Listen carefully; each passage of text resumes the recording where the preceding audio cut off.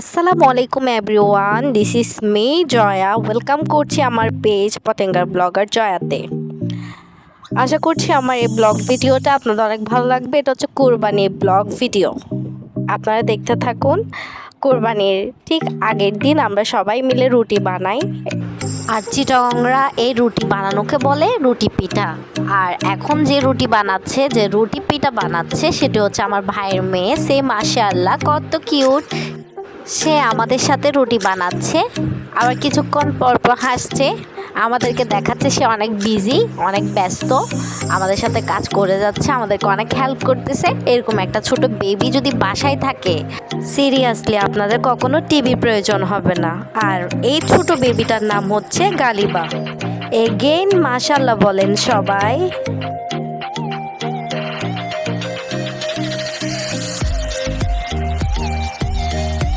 আর এদিকে আমার আম্মুর কাজ শুরু।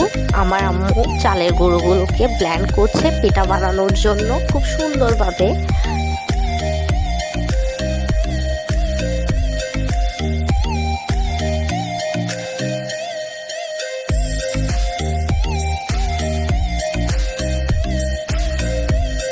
আর এদিকে আম্মুকে হেল্প করছে আমার ছোট ভাইয়ের বউ, সেও আম্মুর সাথে কাজ করছে। আবার এদের সাথে অ্যাড হয়েছে আমার ছোট বোন নোরা। নোরাও আম্মুর সাথে কাজ করছে, তিনজন মিলে একসাথে রুটি পিঠা বানাচ্ছে। এবার আমি লাকড়ির চুলায় তুলে দিলাম তাবা রুটি পিঠা পোড়ার জন্য। পিঠাটি তাবায় তুলে দিলাম, এরপরে শুকনো লাকড়িগুলোকে চুলার ভেতরে দিয়ে দিলাম যেন খুব সুন্দরভাবে আগুনটা ধরে যায়, এবং খুব সুন্দরভাবে আগুন জ্বলছে। আর এদিকে তাবায় পিঠাটি হচ্ছে। এরপর আমার রুটিটা হয়ে আসলে আমি রুটিটা উল্টে দিব খুব সুন্দরভাবে, যেন রুটিটা পুড়ে না যায়।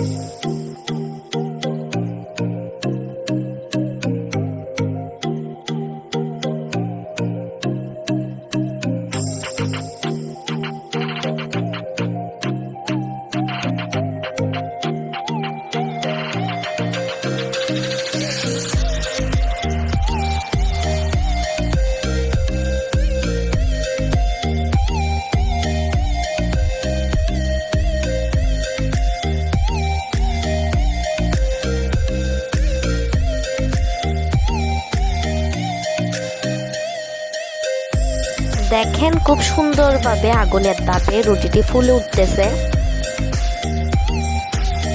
রুটিটি ফুলে গেলে দেন আমি উল্টাই দিব খুবই সুন্দরভাবে। এমনভাবে রুটিটা পুড়তে হবে যেন রুটিটিতে কোনো প্রকার দাগ না লাগে।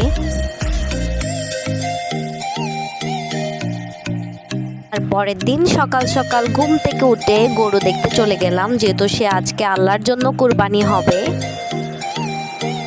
খুব আর্লি ঘুম থেকে উঠে গেলাম গরুটিকে খুব কাছ থেকে দেখার জন্য। গরুটিকে দেখতে কেমন জানি মায়া লাগছে। এটা আল্লাহর হুকুম, সেজন্য কুরবানি তো দিতেই হবে। এরই মধ্যে গালিবা সকাল সকাল ঘুম থেকে উঠে গেছে, তার চোখে এখনো ঘুম। শেষবারের মতো গরু দেখার জন্য নোরা গালিবাকে গরুটি দেখিয়ে দিচ্ছিল, যেহেতু শেষবারের মতো একটু পর গরুটি আল্লাহর জন্য কোরবানি দেওয়া হবে। আর এদিকে বারবার গালু আমার দিকে তাকাচ্ছিল, আমি ভিডিও করতেছিলাম তাই।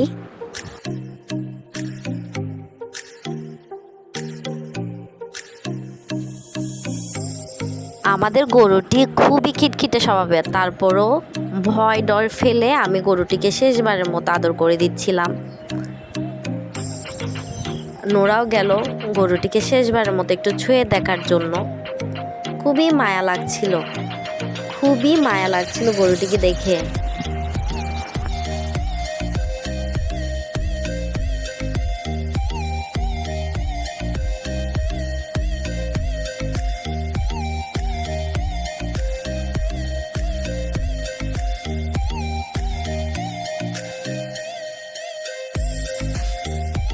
নোরা গরুটিকে আদর করে দিচ্ছিল, আর আমি ওই দিক থেকে গালিবাকে কুলে নিয়ে দেখতেছিলাম। এরই মধ্যে আব্বু নামাজ পড়ে চলে আসছে। আব্বু শেষবারের মতো গরুটিকে একটু ছুঁয়ে দেখলো, শেষবারের মতো আদর করে দিচ্ছিল। আব্বু 3 বছর পর দেশে আসছে কুরবানি দেওয়ার জন্য, কুরবানিতে থাকবে, আনন্দ করবে আমাদের সাথে। কিছুক্ষণ পরে গরুটিকে আমার ভাইয়ের বন্ধুরা মিলে গরুটির হাত পা বেঁধে দিচ্ছিল, যেন খুব সুন্দরভাবে কোনো কষ্ট ছাড়াই হুজুর এসে জবাই করে দিতে পারে।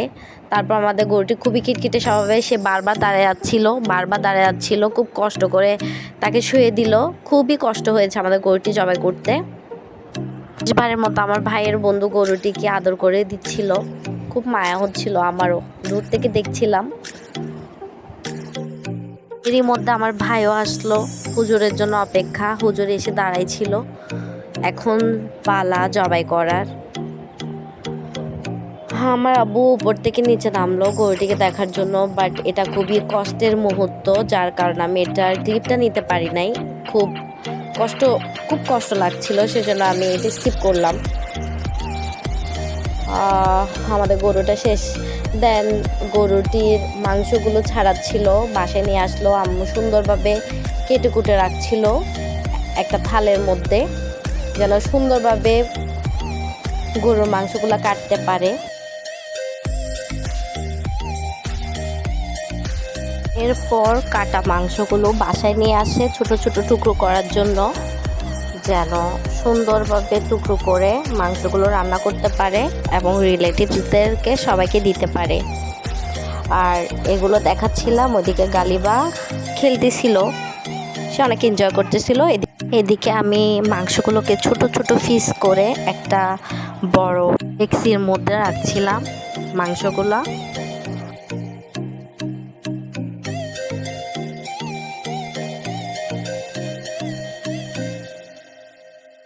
কাটাকুটা শেষ করে মাংসগুলো ধুয়ে আনলো, সুন্দরভাবে পরিষ্কার করে আনলো, যেন মাংসগুলো রান্না করতে পারে।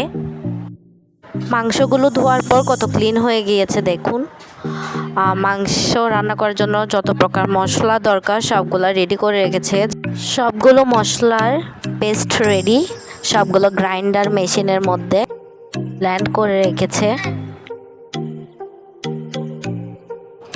এরপর আম্মু পেঁয়াজের পেস্টগুলো মাংসে দিয়ে দিল পরিমাণ মতো। পেঁয়াজের পেস্টের পর দিয়ে দিল রসুনের পেস্ট, যেগুলো গ্রাইন্ডার মেশিনের মধ্যে ব্লেন্ড করে রেখেছিল। এরপর এখন দিবে বাদামের পেস্টগুলো স্বাদ অনুযায়ী দিতে হবে। বাদাম দিলে মাংসের কালারটা খুবই সুন্দর আসে। এরপর পরিমাণ মতো দেওয়ার পর এখন দিবে আদা পেস্টগুলো আম্মুর স্বাদ অনুযায়ী দিল। আদা দেওয়ার পর এখন সরিষার পেস্টগুলো আম্মু নিয়ম অনুযায়ী স্বাদ অনুযায়ী দিয়ে দিল। এরপর এগুলো দেওয়ার পরে এখন আম্মু দিবে হলুদের গুঁড়া, ওনার স্বাদ অনুযায়ী দিতে হবে। বেশি দিলে তখন মাংসগুলো কালো হয়ে যাবে এবং তিতা তিতা ভাবটা চলে আসবে, সেজন্য স্বাদ অনুযায়ী দিতে হবে। এর সাথে দিতে হবে মরিচের গুঁড়া, যে যেমন মরিচ খেতে পছন্দ করেন ঠিক সেভাবে দিতে হবে। এরপর আম্মু দিয়ে দিল মশলার গুঁড়া, স্বাদ অনুযায়ী দিতে হবে।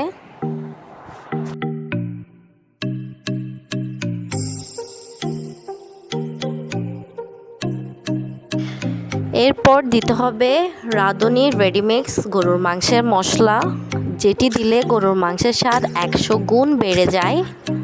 এই মশলা দেওয়ার পর গরুর মাংসের স্বাদ অন্যরকম, জাস্ট ডিলিশিয়াস হয়ে যায়। মশলাটি পরিমাণ মতো দিতে হবে।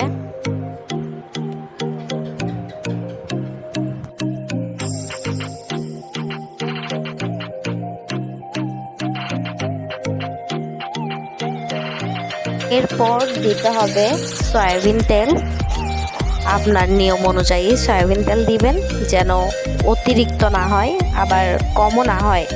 স্বাদ অনুযায়ী তেল দিবেন, যেন দেখতে মাংসটা খুবই সুন্দর দেখায়। পর সমস্ত মশলাগুলো হাত দিয়ে নেড়ে চেড়ে দিতে হবে যেন প্রত্যেকটা মাংসের সাথে ভালোভাবে মিশে যায়।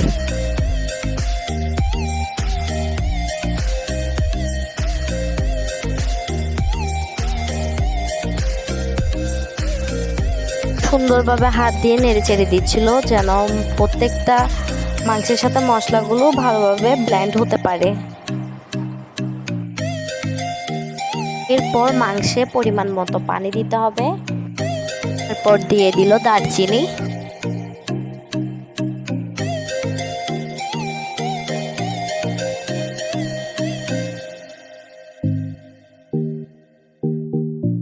এরপর দিয়ে দিল এলাচ আর লবঙ্গ পরিমাণ মতো দিয়ে দিল।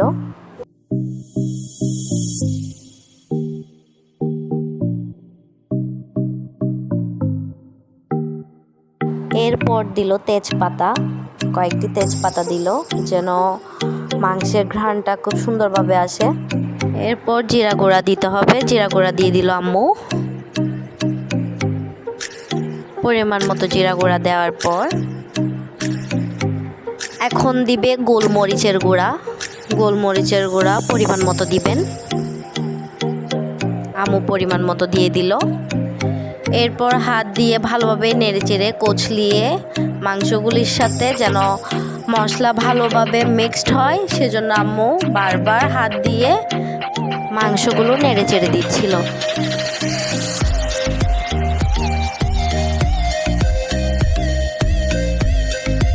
এরপর সরিষার তেল অ্যাড করে দিল পরিমাণ মতো।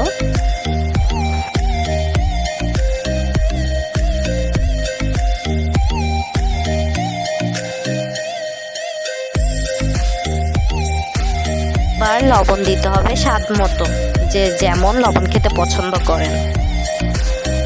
এরপর হাত দিয়ে ভালোভাবে নেড়েচেড়ে দিতে হবে।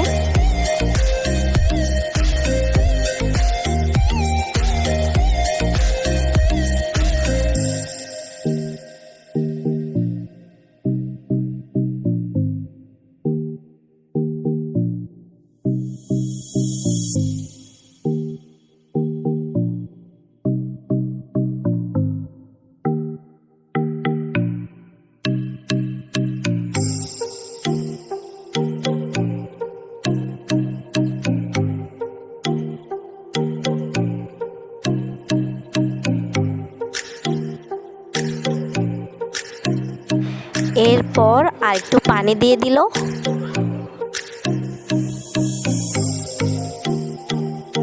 এরপর মাংসগুলো হাত দিয়ে ভালোভাবে নাড়াচ্ছিল যেন মশলার সাথে মাংসগুলো ভালোভাবে মিশে যায়। এখন রান্নার পালা। আমার ভাই 2 তলা থেকে মাংসগুলো নিচে নিয়ে আসলো রান্না করার জন্য।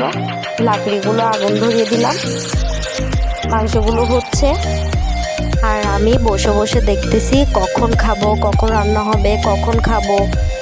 অপেক্ষার প্রহর যেন শেষই হচ্ছে না।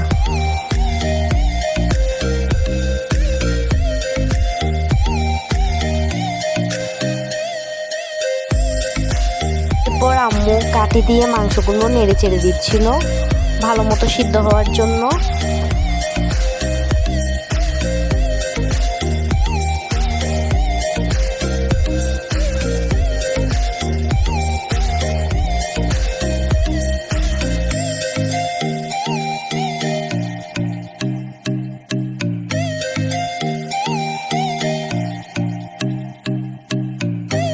রান্না করা অলমোস্ট শেষ, এখন খাওয়ার পালা। পরিবেশন করে ফেললো আম্মু খাওয়ার জন্য। এদিকে রুটি, পরোটা, গরুর মাংসগুলো মাশাআল্লাহ এত বেশি ডিলিশিয়াস হয়েছে, অনেক বেশি মজা হয়েছে। এদিকে সবাই খেতে বসে গেছে, আমার বোন, আব্বু, ভাইয়ের বউ সবাই মিলে একসাথে খাচ্ছিলাম বিসমিল্লাহ করে। আলহামদুলিল্লাহ আলহামদুলিল্লাহ, এবছর আল্লাহর নামে কুরবানি দিলাম।